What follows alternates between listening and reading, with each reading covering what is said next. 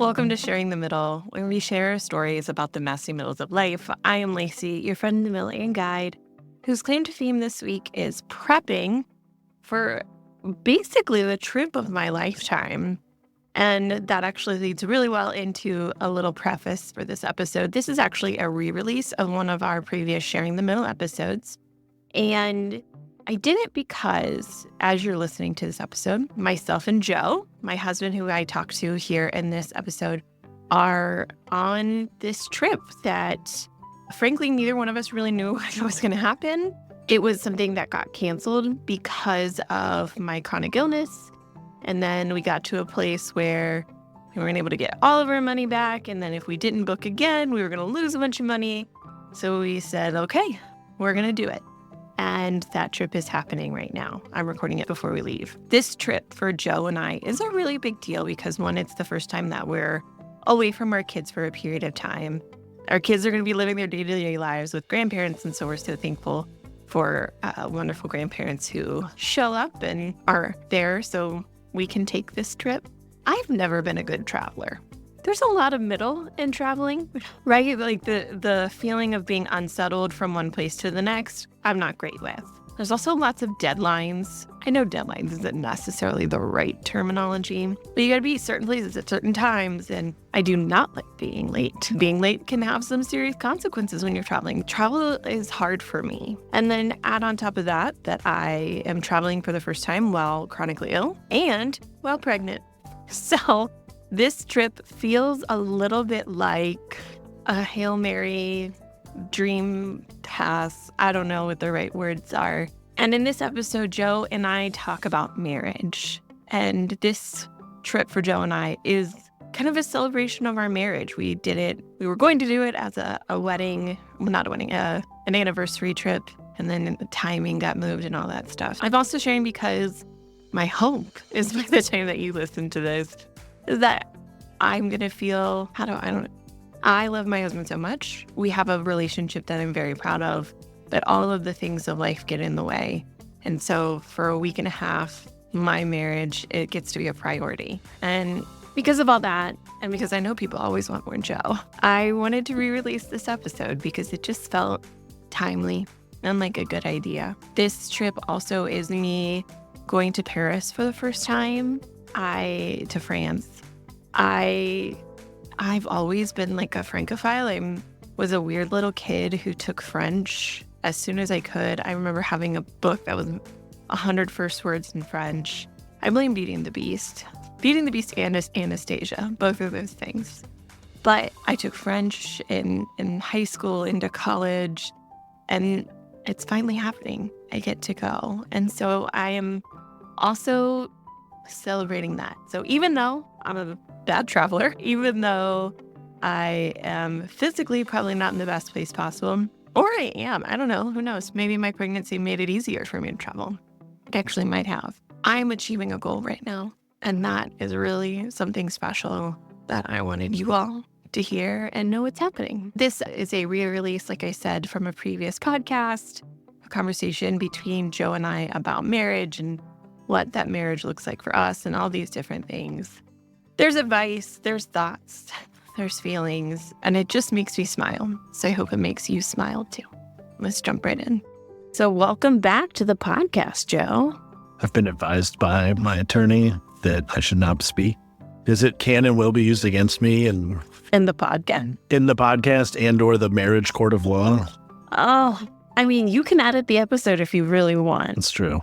So, but you know that if I edit, I'm going to leave stuff like this in specifically on purpose. I know we both have that stupid sense of humor, and maybe that's our first marriage tip: stupid sense of humor as your partner. I mean, I guess it's nice to say find someone that has that already, but what if they don't? I don't know.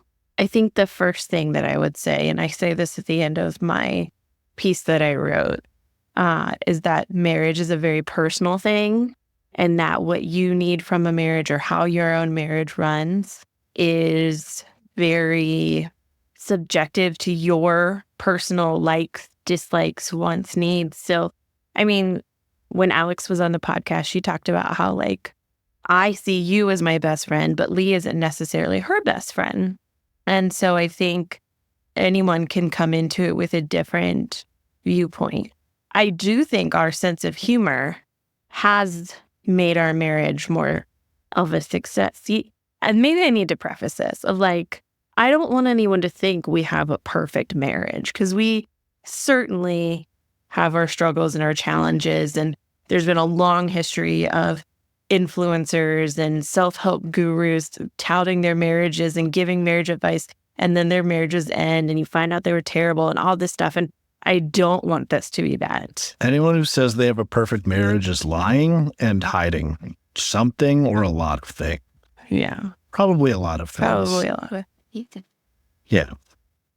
It's the people who are willing to admit that their marriages aren't the best who probably better off, especially because a certain level of honesty is very much required, even if that's just honesty with yourself. I mean, yes, honesty with yourself, but you do need to have some level of honesty with your partner. Well, yes, but you need to be honest with yourself, first of all, in what your needs and wants are. That's true. Because if you don't figure it out for yourself, if you don't take the time to truly listen to what you want and need, then you'll just end up resentful of your partner when they don't give you what you haven't even figured out for yourself yet. Mm-hmm. And that all falls back into what, to me, is a very large point, but I don't want to quite get there yet. So, do you have like points in your head that you're counting down? Well, just one, but okay. You already know it. Special. Yeah. Okay. Well, I will say, and I of course, anything that you don't want to share, it took us a long time to get to being married because you are a person who likes to have all of your facts and all of your information laid out, and it takes you a little bit longer to make a decision. But I knew once you asked me to marry you, I was like, oh, this is it.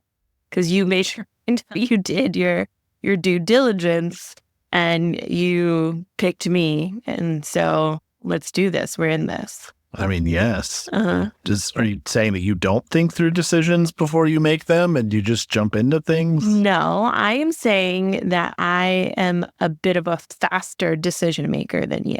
Okay.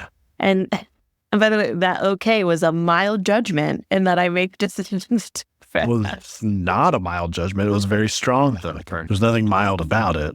Is the probably right amount between my too short and your too long? Yeah. Probably. I mean, yes, somewhere in between is probably the actual correct, place to be. But I will say though, for me, I was like, boom. I know that Joe is certain. He's made the decision. It's happening. We're going.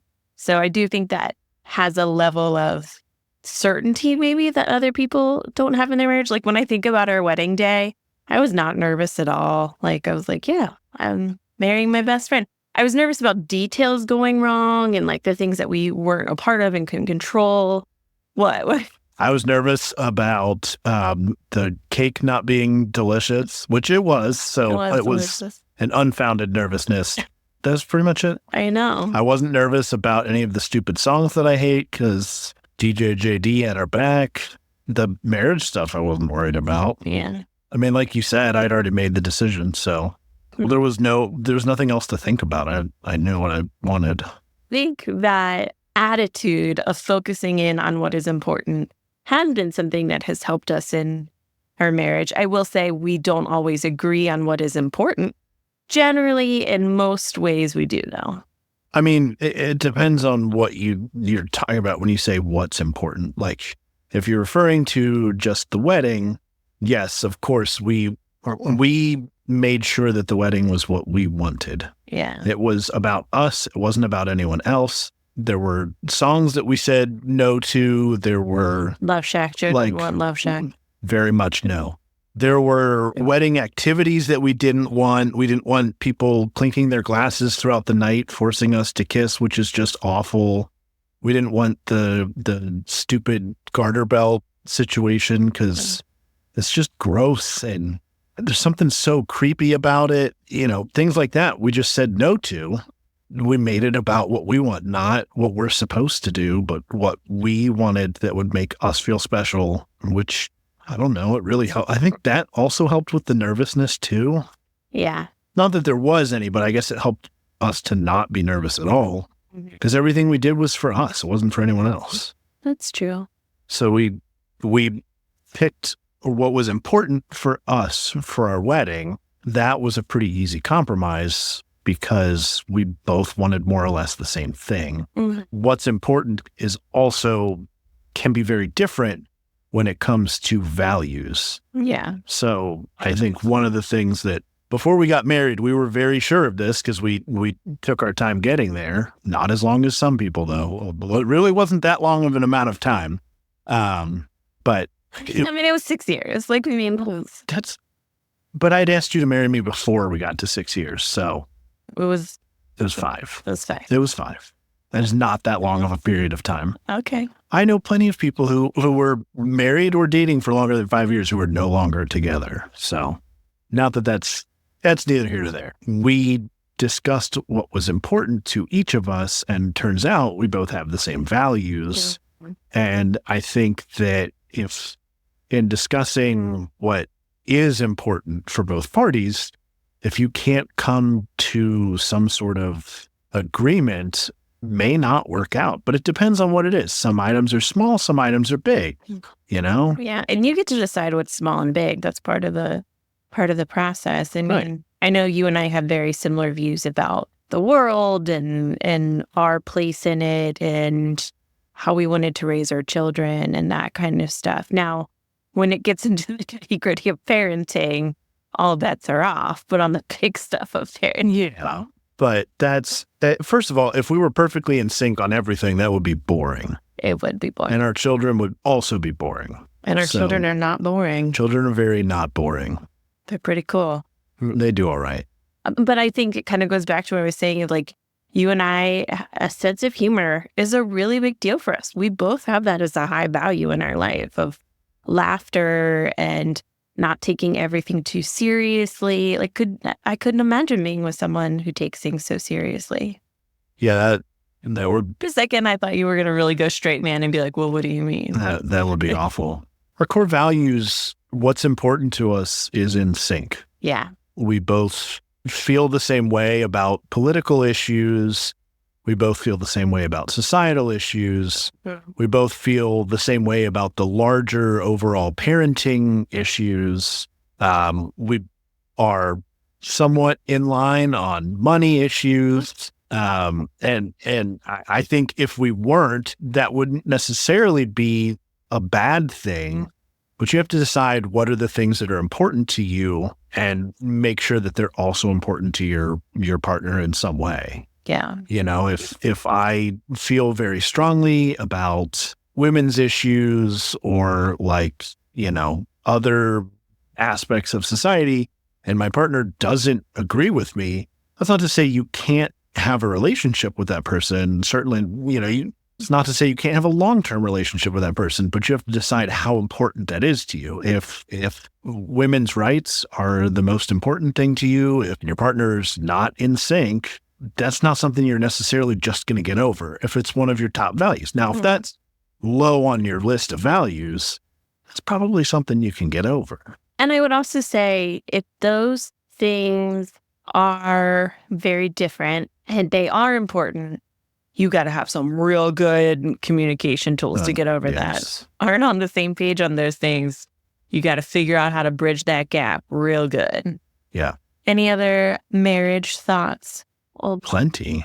We've only discussed one single point so far. I know. Are you trying to wrap it up? No, just technically it's a mini episode and we're at almost 20 minutes. I mean, first of all, half of this is going to be cut out. It's probably me going into the microphone anyway. So that's all going to disappear, except for what just happened, because I can almost guarantee, even if I'm the one editing, that's probably still going to be left in there, just because it's super awkward and, you know.